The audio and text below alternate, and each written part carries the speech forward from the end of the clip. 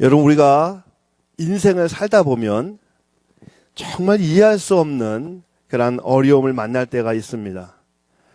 나름대로 하나님의 말씀대로 산다고 하고 또 열심히 교회를 다니면서 교회를 또 봉사하며 살았는데 그랬는데도 인생에 큰 어려움을 만날 때가 있죠. 그럴 때 이렇게 기도를 합니다. 하나님, 왜 저에게 이런 고통을 주십니까? 왜 나에게 이런 아픔이 찾아왔나요? 하나님, 왜 하필 납니까? 어쩌면 오늘 이 새벽 지금 이 순간에도 왜라는 질문을 하나님께 드리며 기도하는 성도님들이 계실지 모르겠습니다.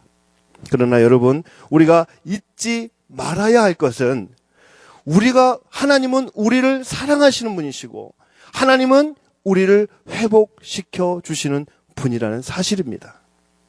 오늘 시편 74편에서 시편 기자도 이런 기도를 드리고 있습니다.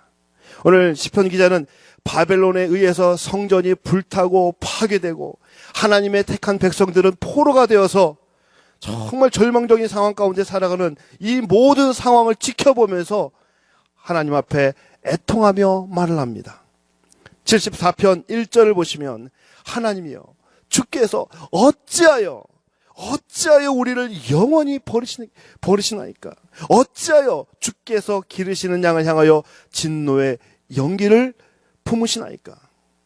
다시 말해서 시편 기자는 왜 우리에게 이러한 일이 일어났는지 하나님께 묻고 있습니다. 10절에서는 하나님의 백성이 조롱거리가 되는 건 이러한 아픔과 고통을 바라보면서 시편 기자는 언제까지 이 고통을 당해야 하는지 하나님께 묻습니다. 그런데 여러분, 시편 74편 1절부터 11절까지의 내용은 예루살렘 성전이 파괴되고 포로가 된 그런 자신들의 상황을, 그런 모습들을 보면서 하나님께 따지고 항의하는 그런 내용이 아니라 이런 아픔과 고통에 대하여 하나님께 기도하며 호소하는 내용입니다. 여러분, 우리 인생에서 얼마든지 아픈 일을 만날 수 있고 이해하기 힘든 일을 만날 수가 있습니다. 여러분, 그때 하나님께 아픔을 호소하는 기도를 드릴 수 있기를 바랍니다. 여러분, 하나님은 아파 신음하는 여러분의 기도 소리를 들으시고 여러분의 애절한 그런 삶 가운데 하나님은 함께 하실 줄 믿습니다.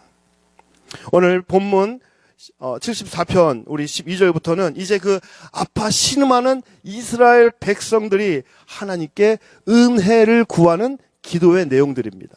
먼저 12절부터 17절까지는 지금까지 함께 하신 하나님이 어떤 하나님이신지 그것을 떠올리며 회상하는 되새기는 그런 기도입니다.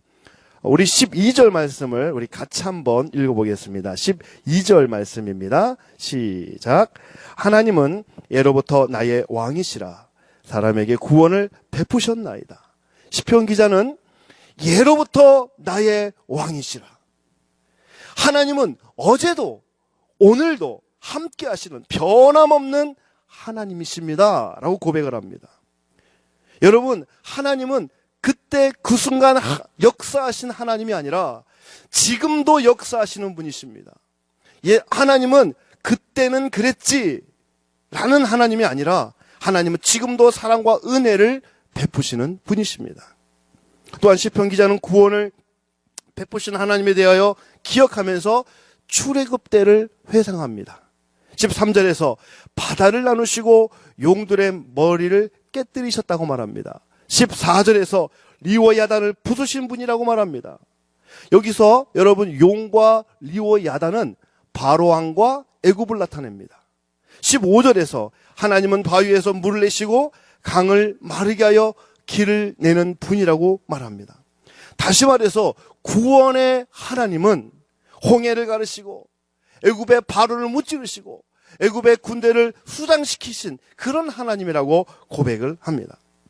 여러분, 우리가 얼마나 열심히 살아가고 있습니까? 그런데 여러분, 아무리 열심히 산다고 애쓰고 수고해도 여러분, 우리의 인생은 여전히 또 어려움과 크고 적은 삶의 문제들이 끊이지 않습니다. 스몰 비즈니스를 하시는 한 성도님이 이런 말씀을 하세요. 목사님, 이 코로나가 언제나 끝날런지 너무나 힘이 듭니다. 이제는 직원들도 다 나가고 이제 두 부부만 남아서 종일 일을 합니다. 이제는 우리의 숨통이 조여오는 것만 같습니다. 이런 고백을 하시더라고요. 어떤 성도님은 반복된 수술 때문에 이제 몸이 지칠 대로 지쳤고 마음도 지칠 대로 지쳤다고 말합니다. 여러분, 여러분의 인생이 바다 위 폭풍 한가운데 있다고 생각되십니까? 광야 한 복판에 서 있다고 생각되시나요? 사랑하는 성도 여러분, 예로부터 함께 하신 구원의 하나님을 바라볼 수 있기를 바랍니다. 여러분, 우리의 기도는 아주 작을 수 있지만 여러분, 하나님의 능력은 결코 작지 않습니다. 우리의 신음소리는 아주 작을지 모르지만 하나님의 역사하심은 결코 작지 않습니다. 여러분, 우리가 그 구원의 하나님 앞에 나가면 크고 능하신 하나님은 묶임에서 풀림이 되게 하실 것입니다. 하나님은 길 없는 곳에서 길을 만들어주시는 웨이메이커가 되십니다. 그러므로 여러분, 비록 여러분이 폭풍 한가운데 메마른 광야 한복판에 서 있을지라도 그곳에 구원의 하나님과 함께하고 있다면, 능력의 하나님과 함께하고 있는 그곳이라면 그곳이 우리 인생 가운데 가장 안전한 세이프 존이 되는 줄 믿습니다. 계속해서 시편 기자는 낮과 밤, 빛과 해, 여름과 겨울을 주관하시는 만물의 주관자 되신 하나님을 신뢰하며 기도합니다.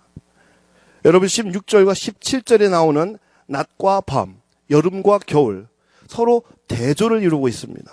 한마디로 우리의 인생, 우리의 삶에는 낮과 같이 밝고 빛난 날이 있기도 하지만 어둡고 캄캄한 암울한 날도 있다라는 거죠. 봄 햇살이 비추는 날도 있지만 반면에 춥고 갑갑한 그러한 겨울날도 있기 마련입니다. 형통한 날이 있기도 하지만 그러나 슬프고 고통스러운 날들로 이루어진 것이 우리의 인생이라는 거죠. 사랑하는 성도 여러분, 평안하고 형통한 삶도 주님이 주신 삶이요, 두렵고 고통스러운 날들도 다 주님이 주신 삶입니다. 그러므로 우리는 만물을 주관하시는, 우리의 삶을 주관하시고 다스리시는 그 하나님만을 의지하고 바라보며 나아갈 수 있기를 주의 이름으로 축복합니다. 여러분, 지금 시편 74편을 노래하고 있는 이 시인의 상황은 처음에 얘기했죠. 바벨론의 포로가 된 상황입니다. 앞이 보이지 않는 캄캄하고 암울한 상황입니다.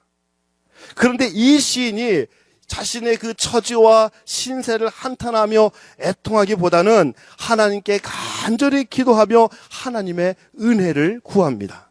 18절에서 23절까지 나오는 기도의 핵심은 한마디로 이거예요. 하나님, 나를 기억해 주십시오. 하나님, 우리를 기억해 주세요. 라고 기도하고 있는 겁니다. 여러분, 74편에 보면 그래서 이 기억이라는 말이 7번 반복돼서 나오고 있습니다. 여러분, 복된 인생은요, 내가 하나님을 기억하는 것이 복된 인생이고 하나님이 나를 기억해 주는 것이 복된 인생인 줄 믿습니다. 구체적으로 19절을 보시면 시인은 맷비둘기 같이 약한 이스라엘 백성을 들짐승과 같은 강한 이방인들에게 주지 말라고 기도하죠. 20절에서는 이스라엘 백성과 맺으신 그 언약을 눈여겨봐달라고 기도합니다.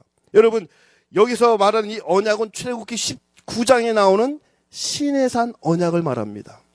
그때 하나님 어떤 언약을 맺으십니까? 이스라엘 백성을 택하여 주시고 그 이스라엘 백성을 향하여서 너는 하나님의 소유요, 하나님의 백성이요, 거룩한 나라로 만드시겠다는 그러한 언약입니다.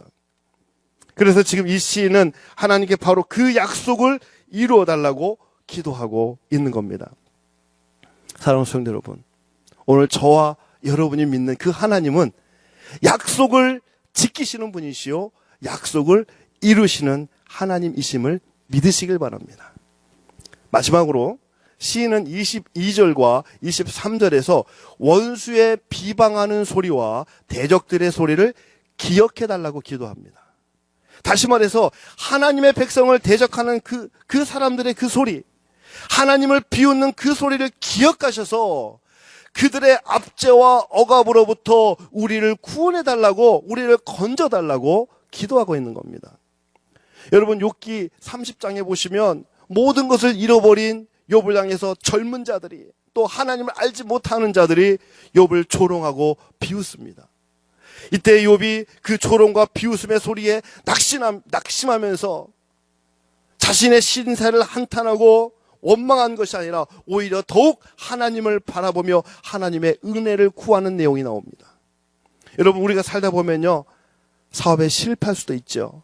우리가 살다 보면요, 건강이 나빠질 수도 있죠. 심각한 병에 걸려서 괴로워할 때도 있겠죠.